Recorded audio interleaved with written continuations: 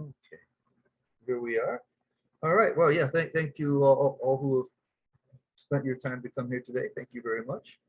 So this is the third part of the 6-part course, taking shelter of Krishna. And in the first part, we really wanted to kind of debunk, in case people have the wrong idea. When Krishna says in Bhagavad Gita to surrender unto me, we could logically interpret it as a demand. That Krishna is the ultimate boss. He is the creator, the controller, the owner of everything. Right? The creator, the controller, and the owner of everything. And so, given our kind of experience in ordinary life in this world, it wouldn't be surprising for us if there was a single person who controls and owns and created everything, to say to beings like us, right, who are owned, controlled, and created, to say, hey, I'm the boss, you do what I want now. And that's kind of a human thing to do. And so we may interpret that in Bhagavad Gita, surrender unto me, to be a demand. And so in the first part, we kind of showed that was actually an invitation, a sweet invitation rather than a harsh demand to do what I want to do. And we mentioned how, and then in the second part, we wanted to show how ultimately how Krishna has this affectionate love towards us. So in the first one, we understood that Krishna is inviting us, that he cares about us, he's connected with us, all these kind of things. He's not demanding. That actually, in order for there to be a real relationship, there has to be certain freedom. So in the second one, we talked about kind of Krishna's attitude, his sweetness. So not only is he not demanding, but what a sweet kind of individual he is. And the goal of last one was to show how Krishna actually has great love for us. So usually the big boss, right, who controls everything or owns everything, is thinking of themselves. And so those who are underneath their value is not considered so much, usually aren't loved. So Krishna, and so we showed a few things. We had like different sections where we showed different components of love. And so he said, first of all, that Krishna feels a connection to everyone, and that's because he creates them.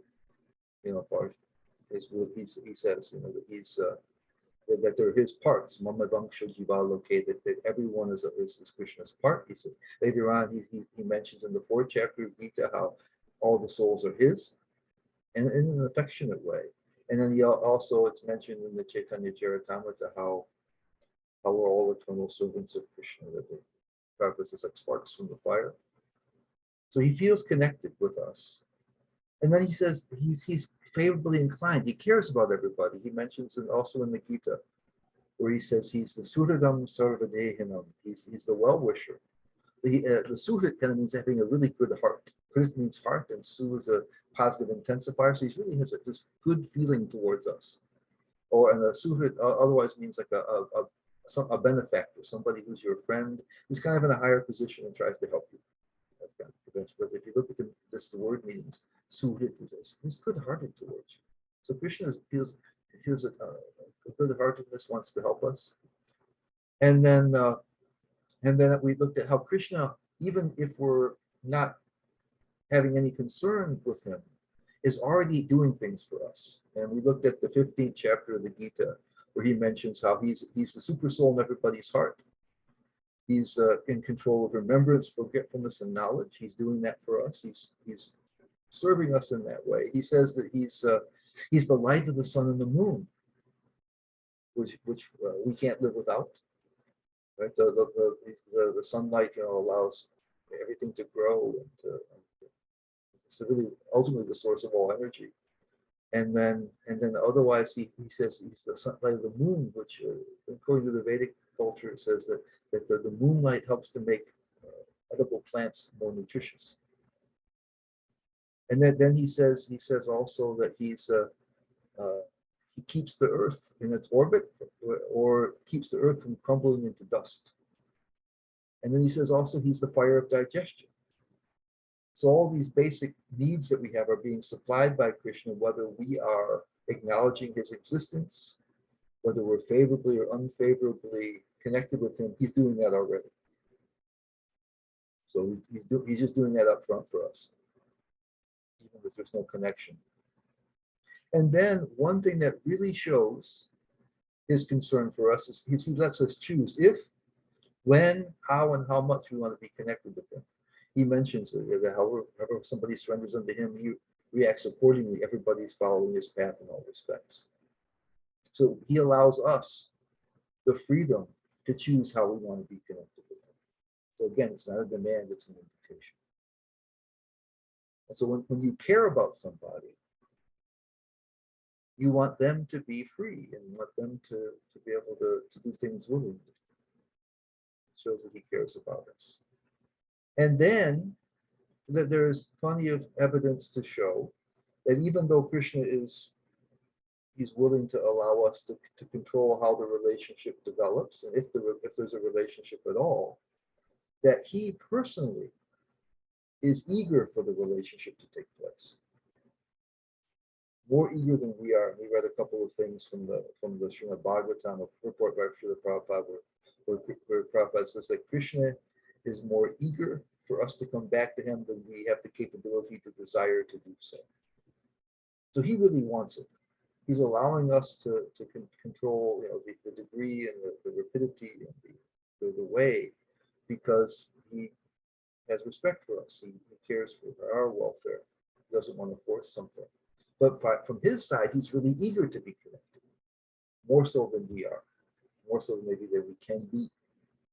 So that shows, again, some real affection that Krishna has for us. And then he says, because the situation is we may decide that we're interested in Krishna, but because of our long connection here in this world and a huge amount of inertia that kind of keeps us away from Krishna, we'll talk about the details of that later on today, that sometimes it's difficult. Arjuna mentions this in the 3rd chapter of the Gita. He says, Krishna, why do I do things I don't want to do, as bolavata, as if by force, as if I'm being forced to do it? So we're under the control of Maya or illusion, and so it's difficult for us to change course, even if we decide to do so. And we've all had experience of doing things that we knew better than. Knew we shouldn't do this. I knew I shouldn't do that when I did it, but I couldn't resist. Have this kind of stuff. So Krishna, he also is very clear that he will help us to get over that. If we want to be connected with him, and there are these kind of built-in inertia that we have that keeps us away from him, keeps us from allowing us to connect, gets us absorbed in other things, he will help us to deal with that. So usually somebody who's a superior to us is going to say, okay, you want to be connected with me, prove yourself to me. I don't accept everybody. Prove that you're worthy of me. Show that you're really serious and sincere. Prove it to me. But here it says, Krishna says, I'll help you. You show some desire and I'll help you to succeed. So again, it's very, very, very, very sweet. And so the conclusion I had from that last week was that Krishna actually loves us right here and right now. Not that he has the capability to do it, or it's possible for him to do it if we prove ourselves, or if we, no, but that he does right now, and he's showing it in all these different ways. So these are all characteristics of love, giving us the space to choose freely, to be with him, to help us if we want to do things for us already, even if we don't care about him. All these different things, showing that he's the well-wisher of everyone. He doesn't just say my devotees. He's the well-wisher of everyone. So it shows that Krishna has this really strong regard for us, which I think we can just call it love. That we're loved by Krishna right here, right now, as we sit here on Zoom. earth in the 21st century. So I want to go today and start with showing why he loves us. Because you might doubt that. So, sounds too good to be true. Why is it? So I found a lecture. This is early on in 1966 in New York, in the very first temple. This is when Prabhupada came here in America in 1965, I think. But really things started to happen in 1966 when they got this little tiny storefront and an apartment for Prabhupada in 26 Second Avenue in Manhattan. And so this comes from a very early lecture that he was giving to these are people who are really, really new. And people coming from the neighborhood, and some of them would become his disciples. I'm not sure whether at this point he had even any initiated disciples, but very few, if so. And so he's explaining this. He says, we are all individual beings. So I've got a little bit of a quote here from this, a continuous quote from this lecture. We are all individual beings. We are individually constitutional. God is the Father or Creator or whatever, or the source of all life, or source of our existence. Whatever you like, you can say, he says. So he says, we have been created in that way. And then he quotes the Upanishads, Eko Bahut Syam. So the one becomes many. Ek, Bahut, Ek is one, Eko, Ek is one, Bahu is many, Syam becomes one. Becomes many. The one becomes many. This is a famous verse in the Upanishads. And he says, God has become many. This is also a version of the Vedas, that many, all these many, says we are also God. Just like the fire diffuses its sparks, the sparks coming out of the fire, it is that they are also part and parcel of the fire. Similarly, we are all parts and parcels of the Supreme. And he continues, he says, he wanted to become many. He wanted to become many. So he has become many, and we are that many. So we are not different from God. Because we are not different from God, but because he wanted to become many, so we have become many. Now, the thing is, when God wanted to become many, there must be some purpose behind this. Otherwise, why did he like to become many? He was one without a second. He says, that's all right, but why did he become many? Right? So everything that exists is Krishna. He has the power of sat potency, which is existence itself. And so Krishna could just be existing in full self-satisfaction, is Atmarama, and could just be there and be existing and be in pleasure. So why did he create others? Why did the one become many? He says, why did he do that? He just could have been alone and happy. Sometimes we like to be alone because other people in other situations cause us trouble. So why would Krishna want to have many and create us? So he says, but why did he become many? So that is a question. One must like to put that why God became many, Prabhupada says. So he's going to answer that question. And he says the answer, so that is, he says, that answer is that because God is Sat Chit Ananda Vigraha. He is, this means he has the form of, this comes from the Brahma Samhita. He has the form of eternity, knowledge, and bliss, or love, or pleasure, Ananda. And so this is the crucial point here. He says he's all pleasure. So he has Ananda. Krishna wants Ananda. Therefore, he says, without many, there is no pleasure. Just like here, I sit down the whole day alone, but I become more active and more pleasing when you come.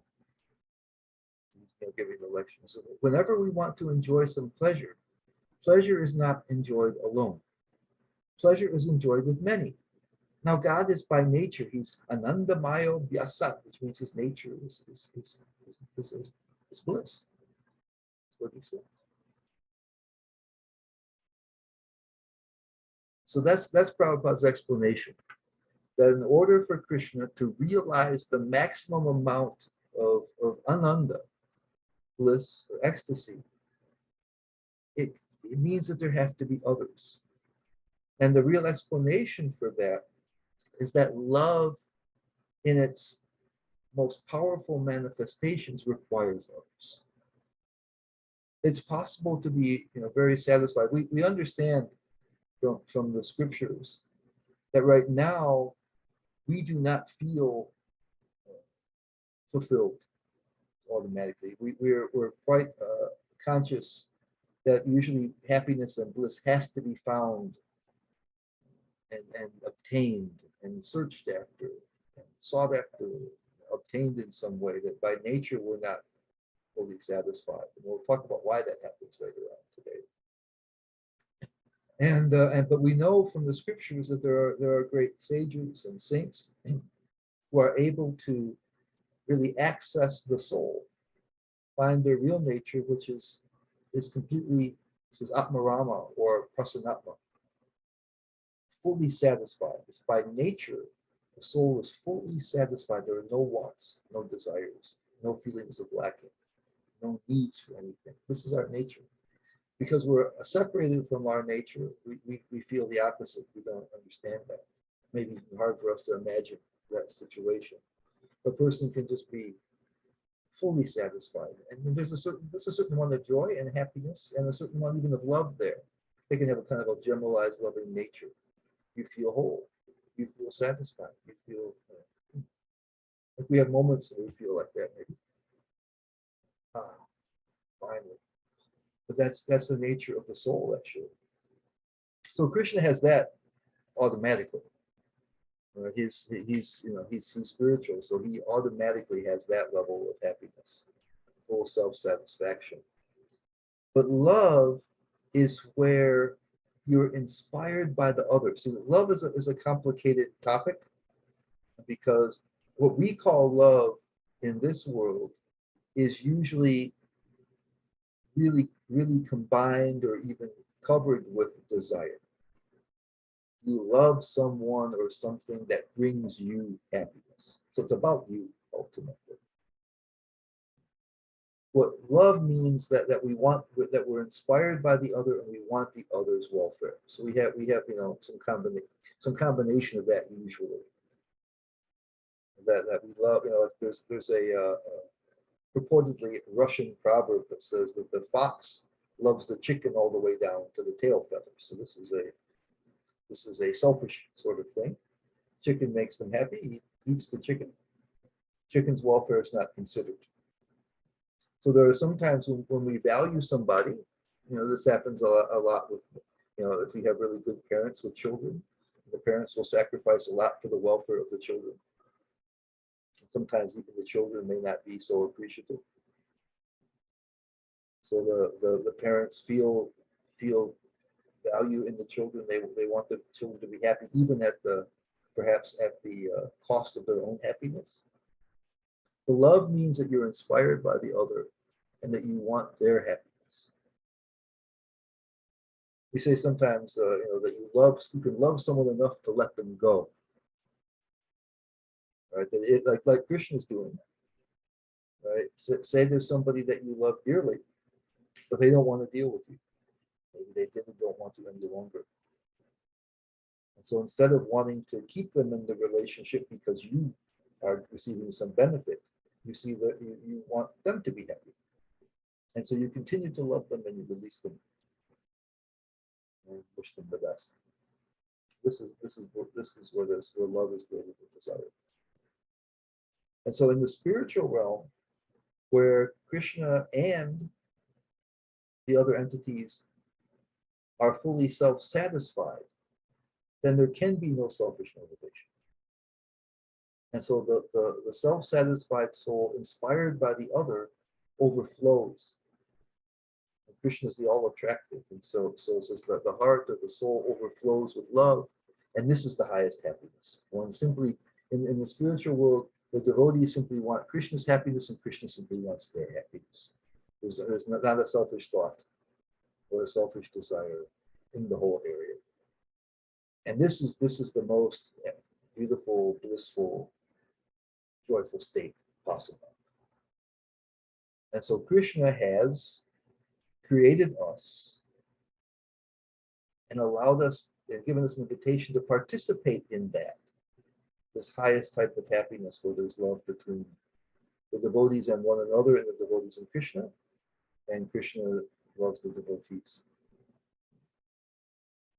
So we were created, right, to have this opportunity for Krishna to help Krishna to realize his ultimate happiness, his ultimate ananda.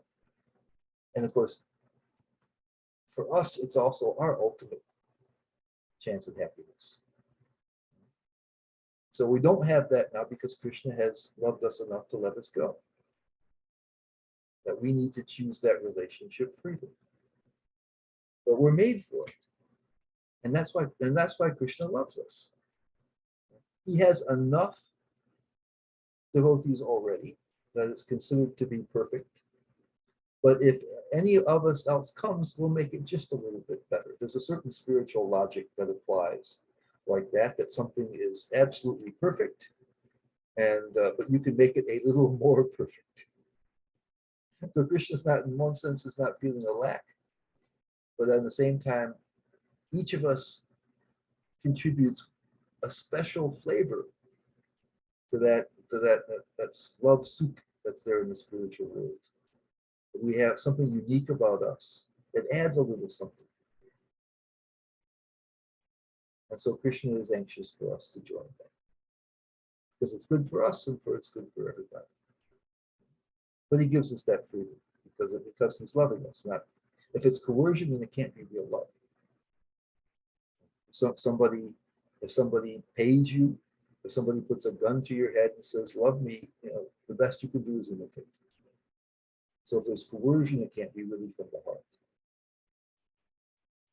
So the freedom is completely important. Otherwise, it can't be genuine.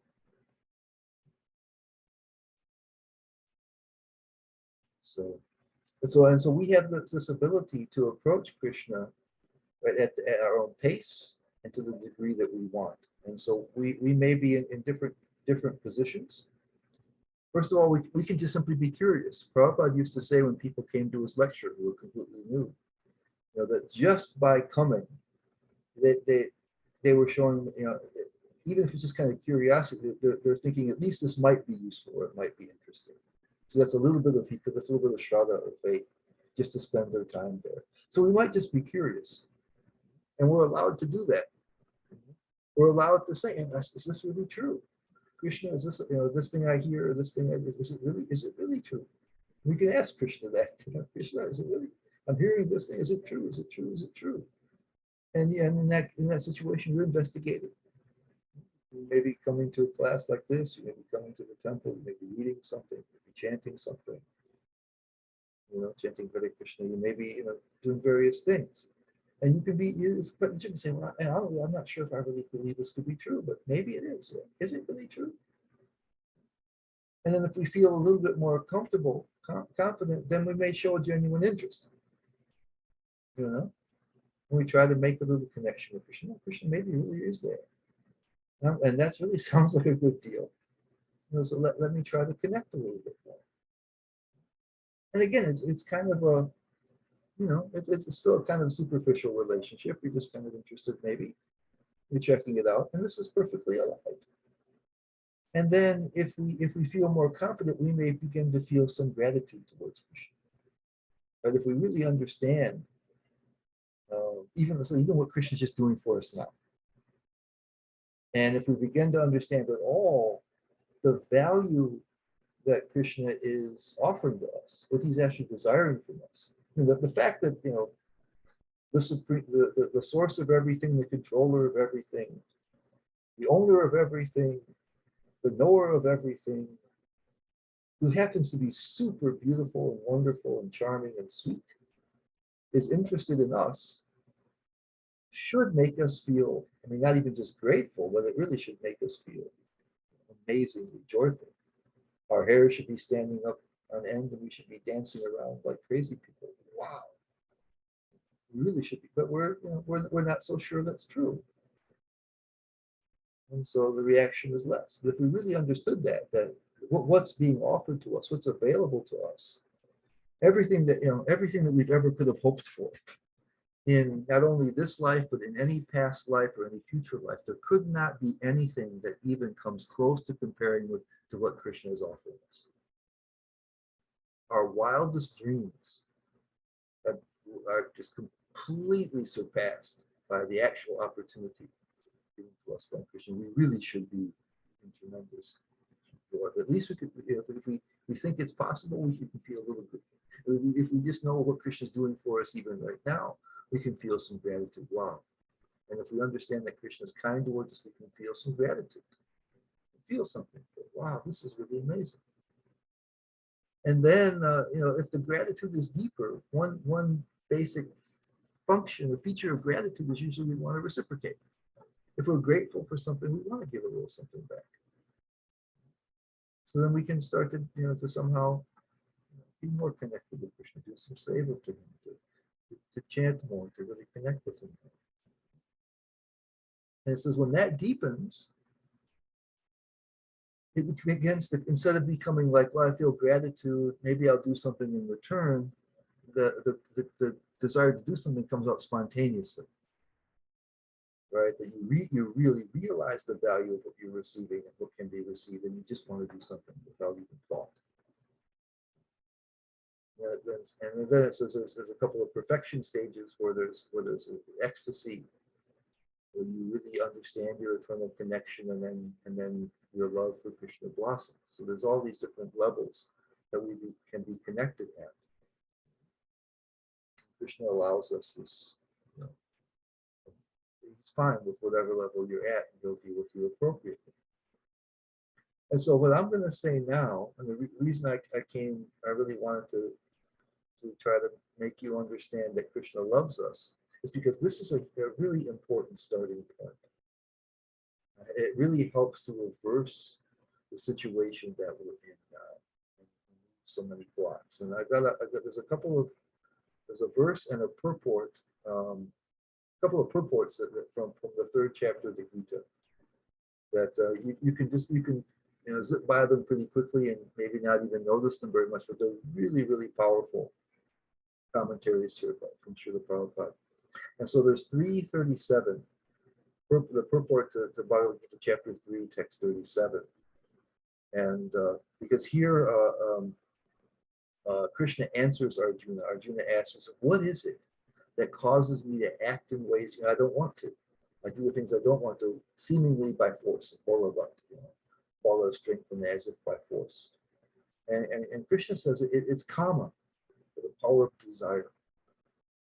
Prabhupada translates it as lust, but it's not just a sexual lust. Lust tends to be, in the modern day, tends to be used more just in a sexual way, but also someone can have a lust for life, or lust means a strong desire. So more generally, so it's more like this, all types of powerful selfish desires, things that we want for ourselves. So he says, when a living entity, Prabhupada says, comes in contact with the material creation, his eternal love for Krishna is transformed into lust in association with the mode of passion. Or in other words, the sense of love of God becomes transformed into lust, and uses the comparison as milk in contact with sour tamarind is transformed into yogurt, or its kernels. So it says it changes. And what happens is there's a change in polarity. Is the way I would describe it. That love means you are concentrated on the other. Like when there's love in the spiritual world, the devotees are only thinking about the other devotees and Krishna, because they are so satisfied. They feel Krishna's love and the love of the other devotees. They're so satisfied. They don't have any further needs. They're naturally self-satisfied as being souls, but they feel this amazing satisfaction, and they want to reciprocate. And so they feel love, and they simply want to do things for others. They want to make other people be happy. So it's this wonderful situation where you're not thinking of your own happiness, but everybody else is thinking of your happiness. Everybody has that same situation. Krishna, everybody else is thinking of your happiness. So for Krishna, everybody's thinking, he doesn't think of his happiness, but everybody else is worried about it. So that actually works out much better than if there's only us to look after our own. And it's because you see everybody else as being so wonderful. You want them to be happy. It makes it makes you happy that they're happy. Prabhupada says that for the devotees, perfected devotees in the spiritual world, that they do not have any way to sense or to experience their own happiness except by seeing that Krishna is happy. That's the only that makes them happy is seeing that Krishna is happy. There's no need to think about themselves. They don't check on themselves. Right now, as I'm sitting here, if you ask me how am I doing, or I ask you how you're doing, you'll be able to tell me right away. I won't have to stop and say, hang on a second, let me check. Or you won't say, wait a minute, let me check. You know how you're feeling. I know how I'm feeling. Why? Because we're monitoring it very carefully.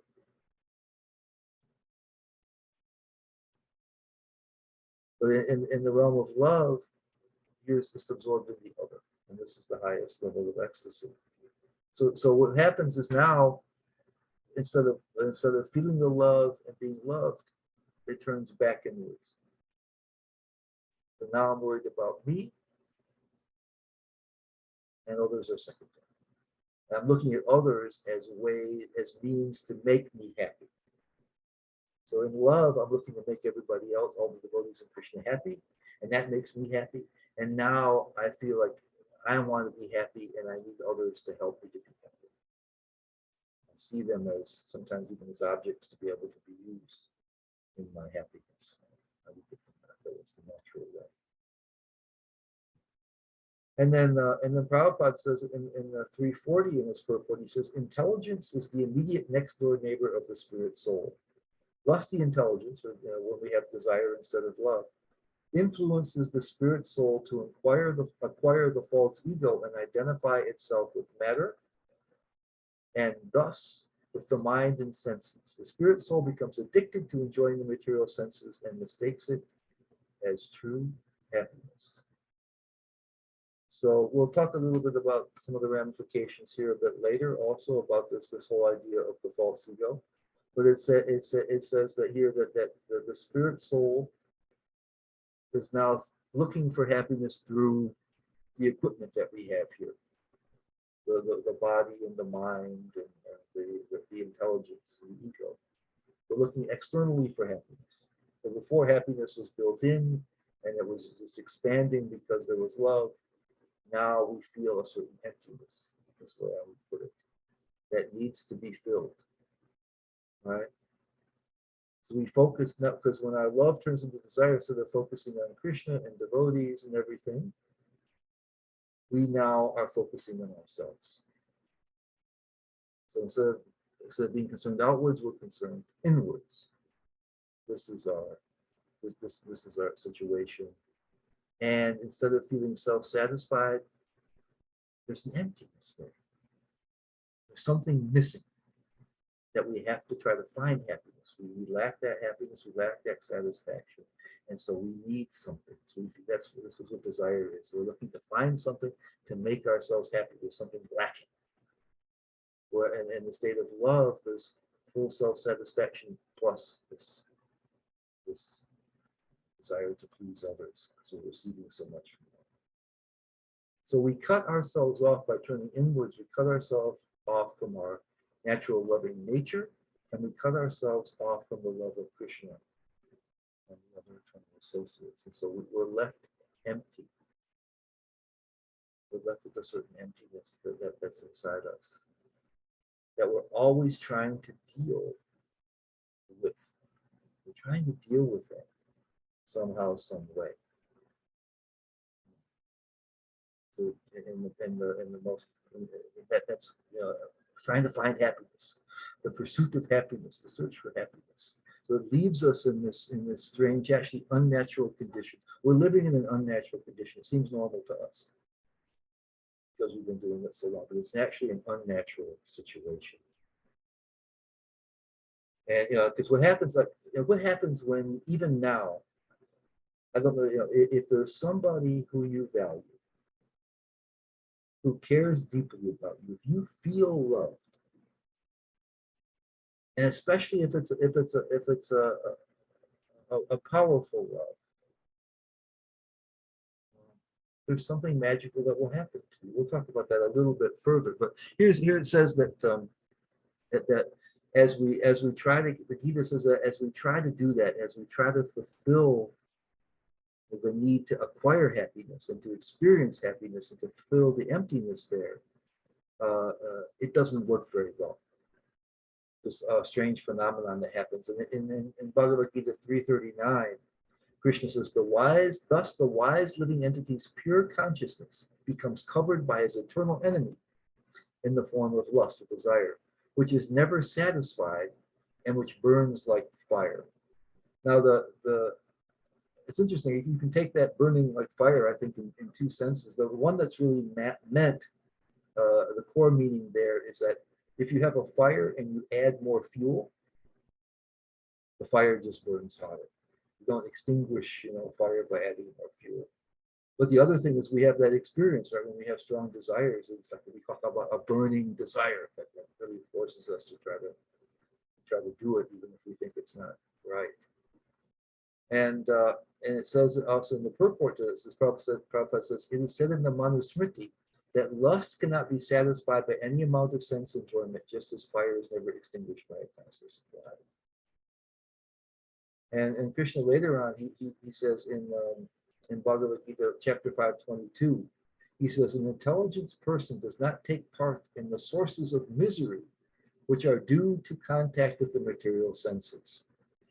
So he's saying the kind of the type of happiness we get by either satisfying the physical senses, or there's physical sensations that make us happy. There are good pleasant thoughts that can make us happy, wonderful understandings that can make us happy, or especially our ego is a source of happiness or unhappiness. If somebody praises us or we do something that feels that we have greater value, we feel great happiness. And if the opposite happens, we feel unhappiness. And so Krishna here, he says those things are sources of misery because they come for a while and then disappear. I mean, right now we have had so many moments of happiness in our lives, even if we're not so old. And if we could keep that, say, even one fraction of 1% of each instance of happiness and kind of keep it in the bank and have it be permanent, we'd be really happy right now. But instead, you feel it and then it goes away and the emptiness returns. So it never works. It's an unsustainable situation because it's artificial. The soul is supposed to be happy by itself. So our ongoing attempts to fulfill our desires results only in temporary relief from the emptiness, and the emptiness comes back sometimes even stronger. And so what happens from that is that we've been living lifetimes of ultimate disappointment. So no matter what we get, it's not enough. It doesn't fulfill that emptiness. There's always something missing. Even people that seem to have everything they want, so many times it can even be a problem. Like if you get all your desires and it's still not satisfying, what the problem is there? At least now we can think, oh, I'm unhappy because I don't have this desire or that desire. We can think, oh, in the future I'll get that and I'll be happy. But people that have everything, sometimes they can be the most hopeless because even that's not working. Where can they find it? So it says the heart becomes hard. It's the way sometimes Krishna describes it. At the heart, and Krishna mentions it. This comes from this comes from the Srimad Bhagavatam, but it's quoted in Chaitanya Charitamrita. I think this is Shukadeva Goswami speaking, but it says, if one's heart does not change, tears do not flow from his eyes, his body does not shiver, and his bodily hairs do not stand on end as he chants the Hare Krishna Mahamantra, it should be understood that his heart is as hard as iron. And so if we're sitting here, and if we have some idea of our situation, that Krishna is reaching out to us, that Krishna is offering, he's offering us to have a meaningful part in his life, that its only purpose is to have happiness. To have Krishna and the other eternal devotees simply want our happiness and us to want their happiness, to be part of this amazing situation, which is the highest type of happiness that's conceivable. If we had some idea of that, I said we would be jumping up and down. If we had hair, it would be standing on end. We would be so excited. But instead, we're kind of, okay, maybe that's okay. Lord Chaitanya gives us this in the Shikshastakam. He said that you've given me yourself in the form of your holy name, but I don't have that much enthusiasm for it. But there's our long lifetime after lifetime after lifetime of disappointment have hardened our hearts and lowered our expectations. We don't believe it anymore. And so, but because Krishna loves us, we have a chance to have something that will start to melt that hardness of our hearts. So that's why I think it's very powerful for us to consider Krishna's love, to consider the possibility that Krishna cares for us deeply, that Krishna exists, that he cares for us in this very powerful and deep way. And it's unconditional. That we can see because he loves all the different souls, regardless of their background. And I guess that can be a source of doubt for us, because I mean, honestly, if I look at myself, am I really that lovable? I know, things about myself that aren't so, so great. Especially with God love me, some other desperate person might. What about God? But Krishna sees, all the way through us. He sees who we really are. That creation that he created, and he knows what we are in our true nature. That we are here, what we are now here is just temporary. And even though we've been here lifetime after lifetime after lifetime, we don't know how long we've been in this world, how many births we have, because Krishna is eternal. This isn't a long time for him. So he knows who we are. He knows what we can be if we turn to him. He knows who we really are. And so he values that. So it doesn't matter who or where or what or how we are, that love for him stays constant. Now, his level of engagement depends on our desire.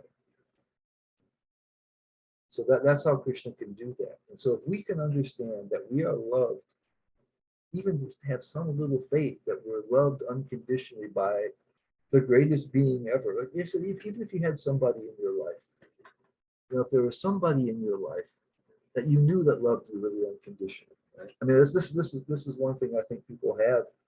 If somebody loves you, you may doubt, whether it's genuine, right? Because what if they really knew me to my core? They see me on a certain level. What if they knew all my deepest, darkest secrets, or my deepest, most unpleasant thoughts? Would they still love me? Knew all the worst things I've ever thought or done. Krishna knows it from lifetime after lifetime. But somebody just loves you unconditionally. How empowering that kind of feeling is. So, I mean, if there's been somebody who's shown you tremendous love in your life, I expect that has left a huge impression upon you. There are people, that sometimes had very little support in their lives.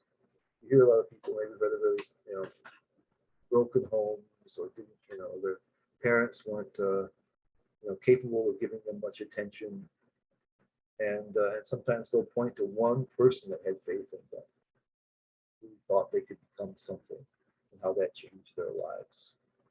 So we even see that in this world. If there's somebody, if our mother or our father or somebody, grandparents, really, really loved us, and we knew that and felt that, and we can overcome so many other obstacles where people didn't care for us or mistreated us and things, but that stays with us. So there's something really powerful We're meant to love and be loved. That's really what we're here for. So when that hits us, it really starts to break into breaks into our reality. Our real true reality starts to come up. Um, Begins to melt the hardness of the heart. And it begins to fill that emptiness. But if we can feel really loved, that's the most satisfying thing. There is no other thing that you can attain that gives you that level of satisfaction. And so that the desire, the emptiness begins to be filled. And all the kind of disappointment that we've had lifetime after lifetime that's built up and made our hearts so hard begins to soften. And as that happens, then we can begin to access our own power to love. We can reciprocate with Krishna. The first thing is to have the Prabhupada says that this desire causes us to develop a whole false identity. What we have here, it's called, we have the physical body, we have the mind, the manas, buddhi, the power of understanding, buddhi, and we have ahankara, our whole identity, who we think we are, what our deepest desires are, what our deepest fears are. We've developed this whole thing, this whole complex, as a way to compensate for our loss of our ability to love and be loved. So we're trying to find, value for ourselves. Hey, I'm somebody because of this and something else. And that, our ego is so important. We have really deep desires and deep fears where may have been hurt and things that we think we've lacked. And our whole personality is built as compensation to try to allow us to survive, having our capacity to feel love and to love be turned into this desire and emptiness. We have all these psychological things. We have traumas from past lives. And they make these deep samskaras. We're suffering from things from previous lives, deep impressions, samskaras on our identity. So we were carrying all this, usually a lot of pain, a lot of unfulfilled desires, a lot of reversals. And then things that we haven't been able to achieve, these strong desires are carried with us lifetime to lifetime. But all that can begin to be deconstructed if the emptiness begins. If we can feel Krishna's love and the emptiness starts to go away, it means the desire goes down. And then gradually our ability to reciprocate, to respond can come out. And we can reverse this polarity again. So instead of being loving beings who feel love, we became selfish beings who felt emptiness. Now we can reverse that. And first of all, if we can have some clue of how important it is and how that Krishna loves us and how that love is, and how fortunate it is for us to be that way, we begin to make a huge change. It's a powerful, it begins to melt our heart. It begins to make a real transformation. So it's really important, in my view, that we understand that Krishna loves us unconditionally and right now. So anyway, that's what I got for you today here in part 3. The next 3 parts, I'm going to deal with the different doubts that we might have. Things that may make it difficult for us to accept this reality and hold us back. And we'll talk about those things, and I think those are really important. But I wanted us to get to this point, right? That when we hear about Krishna saying, "Hey, surrender unto me," he's not demanding, that now we, that we do just what he wants. That we're not important. He's the boss, and now our life is to be as one of bondage or slavery or compulsion. But that he's offering something really beautiful and wonderful, and that he, right now, even as we stand, not deeply connected with him, loves us dearly. So are there any comments or questions or complaints? Got a little bit of time left. Hare Krishna Yuri. It says in that purport, in I think you mentioned it was 339, was it? Where let me pull it. Yeah, it's 339. Oh no, it was in the 337 purport where at the end Prabhupada says, therefore the origin of lust is also in the Supreme. If lust is transformed into love for the Supreme, or transformed into Krishna consciousness, or in other words, desiring everything for then both lust and wrath can be spiritual. Oh, well, my question was, how can we turn lust into love for Krishna? But I just answered my own question. Yeah, I said first of all, we have to realize that we're loved. I think that kind of, because our capacity to love is strengthened, is weakened by when we feel empty and have this strong desire. We become fixated on ourselves, and love is about others. And so, first of all, if we can receive Krishna's love, if we can feel Krishna's love, and we chant Hare Krishna, if we can just understand it's there, it begins to fill the empty spaces in our hearts, soften our hearts, reduces some of the frustration, and opens our capacity then to respond. And that response develops into love. First of all, it's just a response. Maybe it's just an appreciation, and it's a gratitude, and it's something that you want to really respond to. But I think really we have to deal with the power of lust and desire first, because our heart is too hard. So I think that comes first, the part, because in our natural state we're receiving God, Krishna's love, and all the other devotees' love, and we're giving love to them all. But so I think the first step here for us is to acknowledge that we're receiving such love. That helps to fill the empty space. That helps to soften the heart, and it makes us more capable of responding. And then just responding, just being grateful, being appreciative, that's the beginning of love. Even just interest in Krishna is a little bit of a beginning. But as soon as we feel some gratitude, we feel like, wow, that's really wonderful. That's the beginning of love. So it grows from there. But I think really the first thing is we really have to understand, try to at least in theory, how Krishna cares for us right now. He wants us to be with him. It's just, and he'll help us even he'll help us to overcome that, to overcome the desire. Also, when we show interest.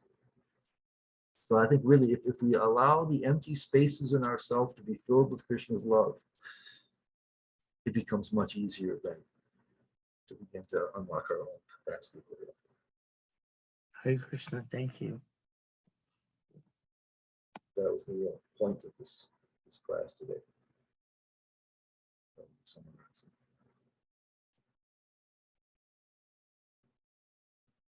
Anybody else? Any comments or questions or complaints? Doubts?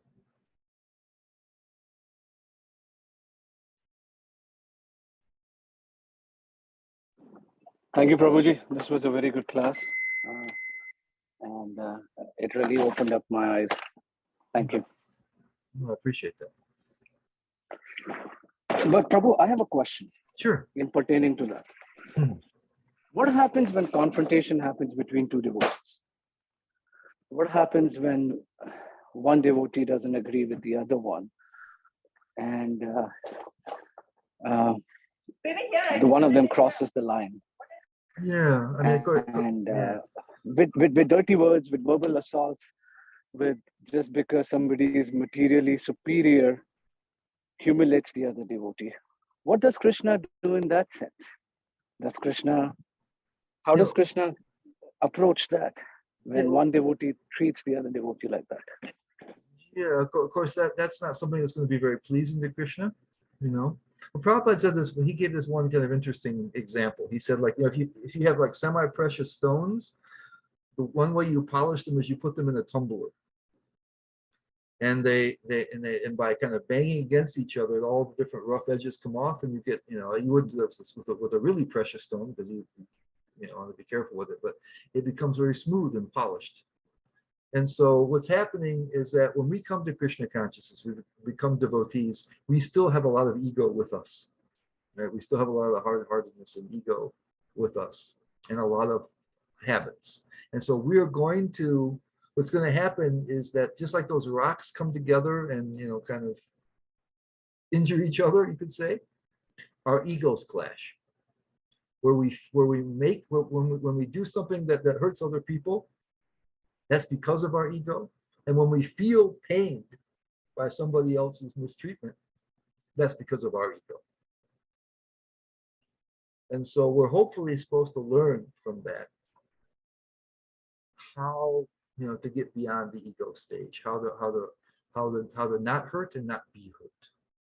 And so, if sometimes people do, right? Because in a devotee society, we have sometimes this, kind of hierarchical understanding, and so some people, if you are on a supposed higher level, whether in a position in the society or seemingly in a spiritually more advanced state, you're supposed to be looking out for the welfare of those who are underneath you. This is leadership in the Vedic system, that you have responsibilities to them. If you're thinking that now I'm above them, I'm better, and therefore I can use them, well, Krishna doesn't do that. How can we do that? All right, so Krishna cares for everybody. So if we see other people, other devotees as dear to Krishna, it hopefully will curb those tendencies. People who, if we mistreat others or others mistreat us, Krishna's not, he's not happy with that. And he will help to arrange, doesn't mean he stops loving you, but he'll try to arrange it in such a way that you won't do that any further, that you'll understand things more deeply, that, hey, everybody that's existing is dear to Krishna. They have amazing value. And if we're thinking, if we're taking egoistic pleasure at our supposed advancement, we're not understanding anything. If we feel that Krishna loves us, we will feel small out of gratitude. This lower than the grass means we're feeling tremendous gratitude. We can't deserve that. Krishna loves us, we can't deserve it. So when we get really puffed up, we're thinking, yeah, I deserve that. Krishna ought to love me. I'm such a great person. It's actually inconceivable. We don't deserve it. Krishna's just funny that way. Who can deserve Krishna's love, but we have it? So it should make us soft. It should make us gentle. It should make us appreciate others. So part of our path in devotional service is going to be learning that, right? And we're going to have conflicts. We're going to have these kinds of things. We may be mistreated. We may unfortunately mistreat others, and we have to try to get past that. It's hard with other humans because one of our biggest attachments is our ego, is our feeling of worth, and so our worth should be in contact with Krishna. Krishna loves us, and so therefore, what more value could you have? And you feel you're not worthy of that. How can you be? And so you feel this smallness and great gratitude and joy. But generally we find our self-worth by comparing ourselves with other humans. So that tendency is hard to do even in devotee association. And so we'll sometimes want to feel like we're above others, or we'll feel sad if we're seemingly below others. And the relationships can be influenced by that and become harsh. So it's not surprising that it happens, but we need to want to work our way through it. And so if we've been mistreated, we should, try to protect ourselves in some way. But we should feel that probably I've done that myself in some other time or some other life. I don't want to do that in the future.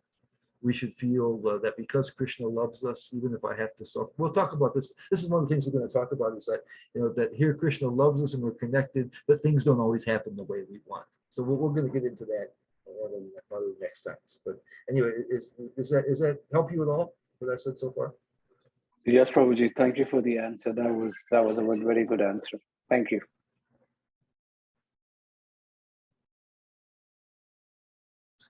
All right. Well, I really appreciate you folks coming in and taking your time today. And it's been a pleasure to speak with you. be with you. So it's part 4 next week. Hopefully we'll see you then. Thank you much. Hare Thank you. Krishna. Hare Krishna, thank you so very much.